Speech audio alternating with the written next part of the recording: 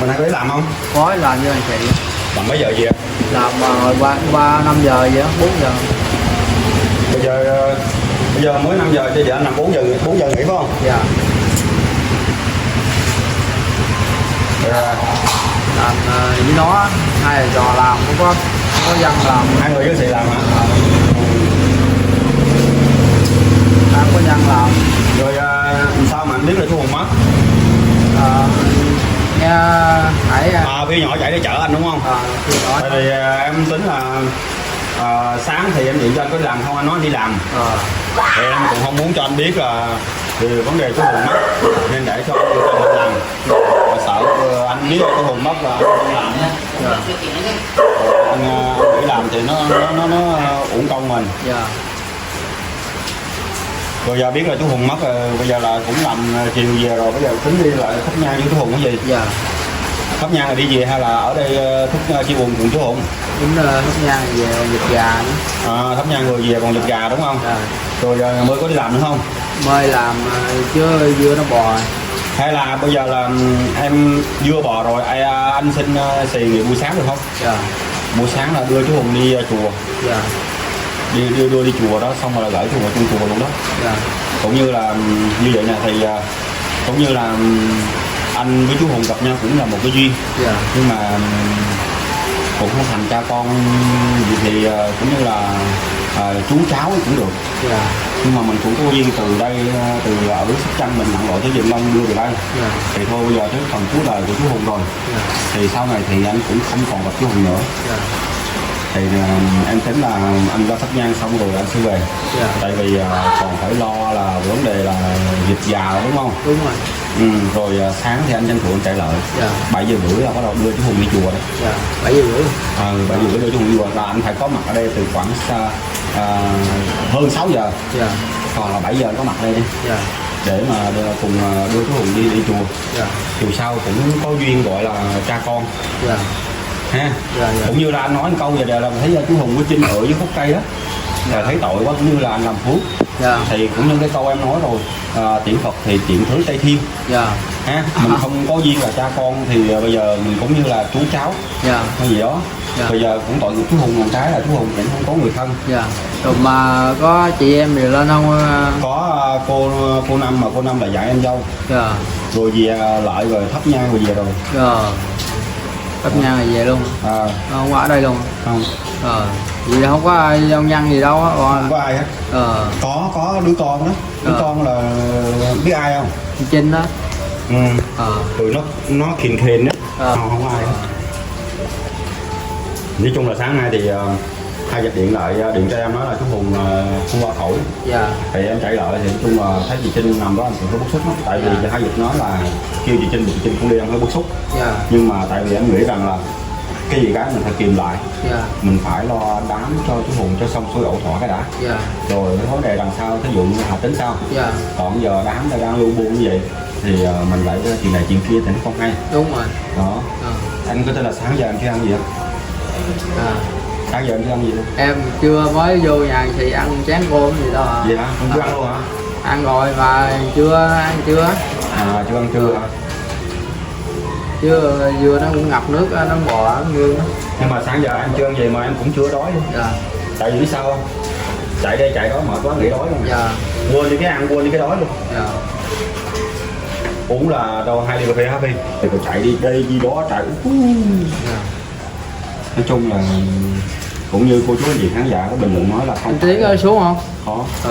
Cũng như là cô chú anh chị khán giả bình luận nói đây cũng không phải là người thân hoặc là cái gì đó của Cường, nhưng mà thấy người nhiệt tình. Dạ vâng, cô chú anh chị thì Cường cũng xin nói là như vậy. Tại vì dù sao thì Cường cũng có ghi hình chú Hùng một khoảng thời gian.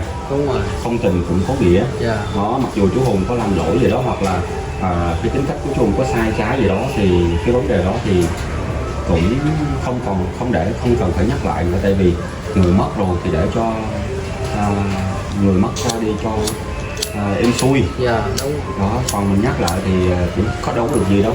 Nhắc lại đâu có được gì đâu. Đó. Dạ. Thì Cường cũng xin nói với các cô chú anh chị vậy nè. Thì hiện tại giờ chú Hùng cũng không còn. Dạ. Những lỗi lầm gì của chú Hùng thì cũng hoan hỷ. Bây giờ là cũng không biết nói sao, thì cô chỉ biết nói một câu là Nam Mô Di Đà Phật, chúc cho cầu nguyện cho chú Hùng sớm tới Tây Phương để về với Phật. Chỉ gì vậy thôi. Còn vấn đề chị Trinh đó, không hết nói. Tại vì là bấy lâu nay cô chú anh chị cũng đã thấy rồi, Cường cũng ít lại ghi hình chị Trinh. Phải biết là sao? Tánh của Cường thì thẳng thắn thật thà, không muốn để mà cái gì đó, nên nói chung là không muốn để mà gặp cái khuôn mặt chị Trinh cứ bướng là nhiều khi Cường nóng quá Cường bổ nó lại xảy ra cái chuyện khác. Đấy thì nên là Cường cũng hạn chế lại ghi hình chị Trinh, mà cũng không muốn ghi hình luôn cô chú anh chị. Tại vì ghi hình mà chịu thay đổi thì ghi hình, còn ghi hình mà không thay đổi có vẫn tánh nào tật đó thì có rồi, đâu ghi hình để làm cái gì đó. Thì ghi hình cũng không có ý nghĩa. Tại vì đó là không cài thì lâu thì Cường có ghi hình một clip, lâu thì Cường có ghi hình một clip là về vấn đề là gì cho cô chú anh chị. Tại vì cũng có comment ở bên mẹ cũng gửi về và thấy hoàn cảnh của chú Hùng. Hiện tại bây giờ Trinh không lo cho chú Hùng được về vấn đề miếng ăn, còn số tiền của Trinh bỏ tới túi thì Trinh chỉ biết là tiền của mình, chứ không muốn xuất ra để mà mua những cái gì đó để cho chú Hùng ăn.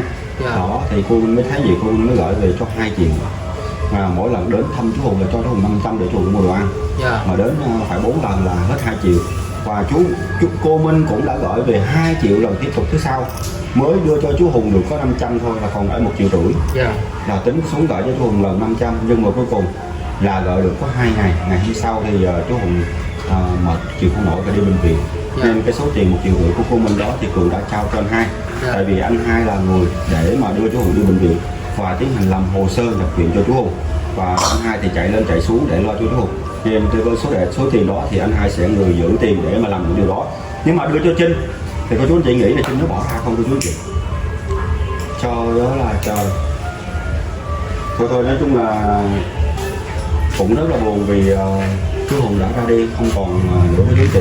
Nhưng mà cũng rất vui, cũng là một cái cho chú Hùng, vui cho chú Hùng là chú Hùng bớt đi đau khổ, người ta đi thanh thản như vậy thì thứ chú Hùng sống mà với chị Trinh, một cái đứa con như vậy, nó chọn nó được cho cô chú sống cần thêm đau đớn thêm chứ làm được gì. Nói chung là Hùng ra đi thì cũng mong cho chú Hùng thanh thản như vậy đi. Rồi bây giờ anh Trung đi qua thắp nhang ha.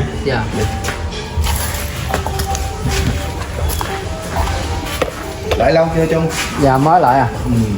Muốn mà lại mưa. Tranh thủ đi để nước nó dần mình. Xuất hiện cái nhà anh Trung lại đến đây để mà thắp nhang cho chú Hùng. Đây nè, đi đường này nè. Cái Trung cũng đang lại. Bây giờ cũng nói chung là tình nghĩa cả nhà, tình nghĩa thôi.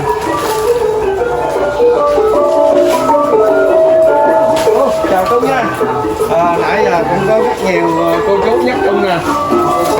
Hôm nay thì Trung thời dịch cũng quan ha. Rồi bây giờ anh Trung xuất nhang cho Hùng đang đi chú Hùng.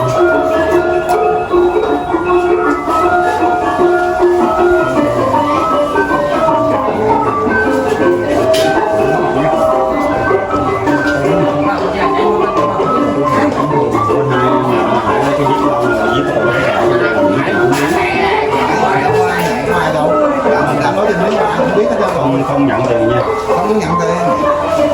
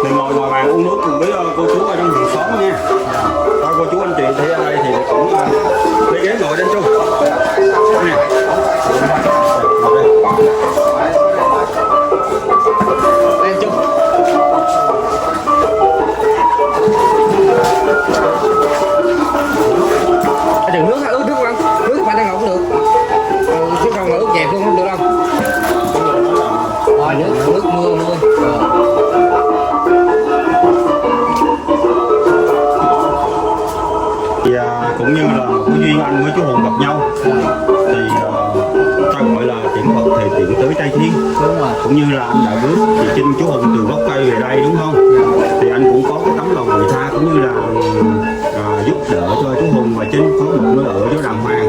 Nhưng mà vấn đề là không thành nên cũng có cô dụ duyên bên công con trích giúp cho hai cha con có một ngôi nhà là nặng để chán chân ở rồi. Thì bây giờ là chú Hùng cũng đã mất thì ngày mai là bây giờ thì sẽ đưa chú Hùng đi chùa.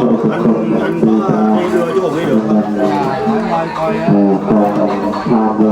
Bây giờ làm gì sự về lại chú Hùng rồi anh ngồi hết anh chú nghe.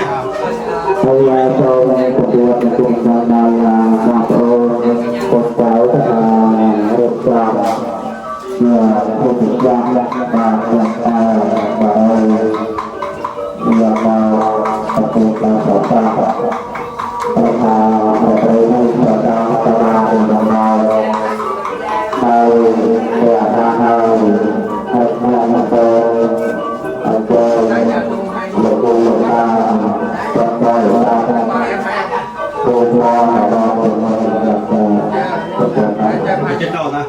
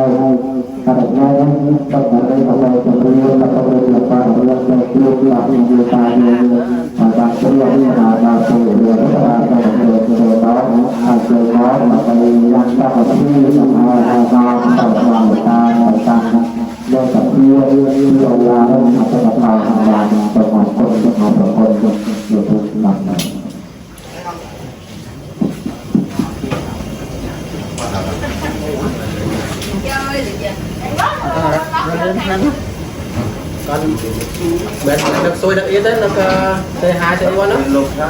Mà thầu nó lắm rồi.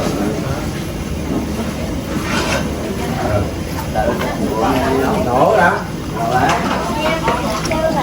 Con chúng ta tiến nó được. Dạ.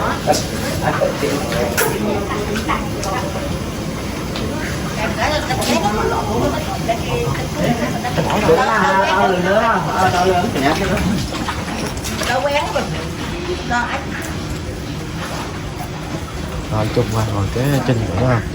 Nghe sư tục kinh cái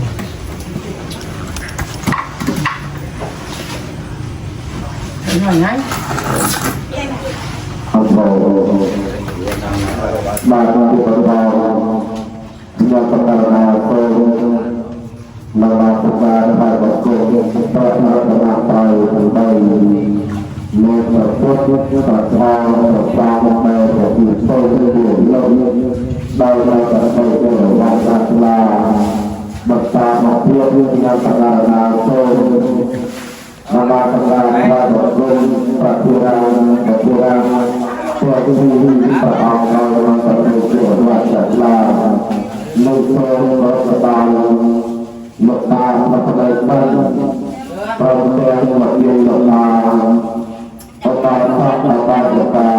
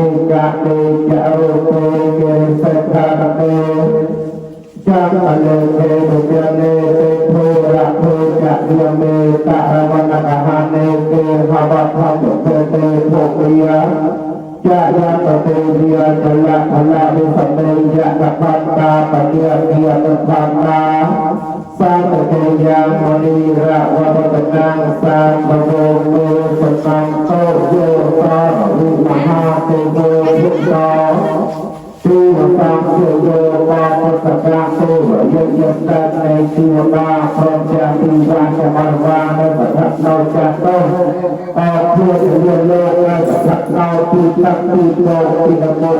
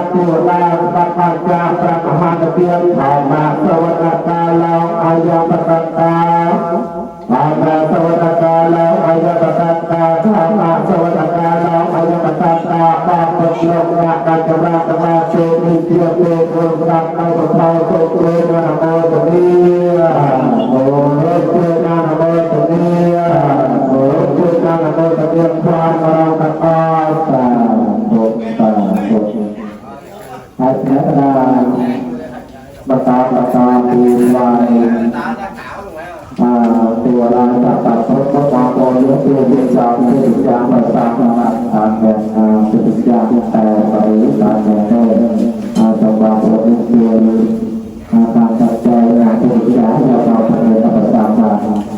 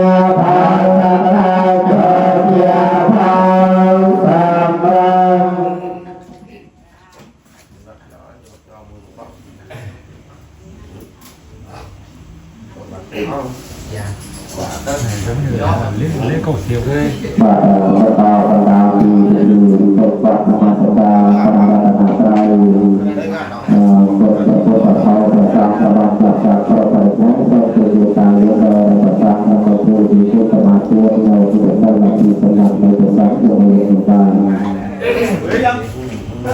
อาตมาสมายังพันวันสังเวสังราชนาทายาเอกาลเอสหาปัญจังกัสมานังกัตตังเอยไสลังยะจามาอะหังคังวาไสลังเทธะโนภังเตปิยังเทปะยังทังเทวะสะวะสังราชนาทายาเตสะเทนะสหปัญญังกัสมานังกัตตังเอยไสลังยะจามาอะหังคังวาไสลังเทธะโนภังเตปะยังเทปะยัง